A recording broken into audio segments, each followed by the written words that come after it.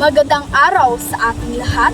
Ako po si Nicole Agustin at narito po ako magtatalumpati patungkol sa pangkabatiran na ang pamagat ay isang panawagan para sa pagbabago. Mga minamahal kong kababayan, narito ako ngayon upang talakayin ang isang isyu na sumasalanta sa ating bansa.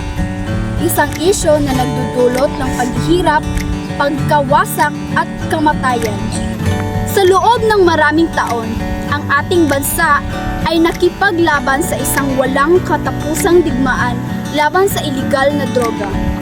Ang digmaang ito ay nagdudulot ng malaking pinsala sa ating lipunan na nag-iiwan ng mga pamilya na nagdadalamhati, mga komunidad na nasisira at isang bansa na nag-aalala para sa hinaharap. Ang digmaan laban sa droga ay nagdudulot ng maraming negatibong epekto sa ating bansa. Ang epekto ng digmaan laban sa droga: paglabag sa karapatang pantao.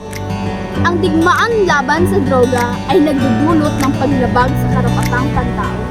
Maraming tao ang naaresto ng walang warat at maraming ding namatay ng walang patas na paglilitis. Ang digmaan laban sa droga ay hindi ang solusyon sa problema ng droga. Ang tunay na solusyon ay nagbabago ng ating estratehiya. Kailangan nating magtuon ng pansin sa mga sumusunod. Pagbigay ng paggamot. Kailangan natin magbigay ng gamot sa mga taong may problema sa droga.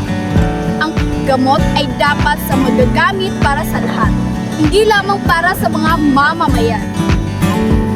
Ang digmaan sa droga ay isang digmaan na hindi natin kayang manalo. Ngunit maaari tayong magkaisa upang lumikha ng isang mas mahusay na kinabukasan para sa ating bansa. Isang kinabukasan na walang droga.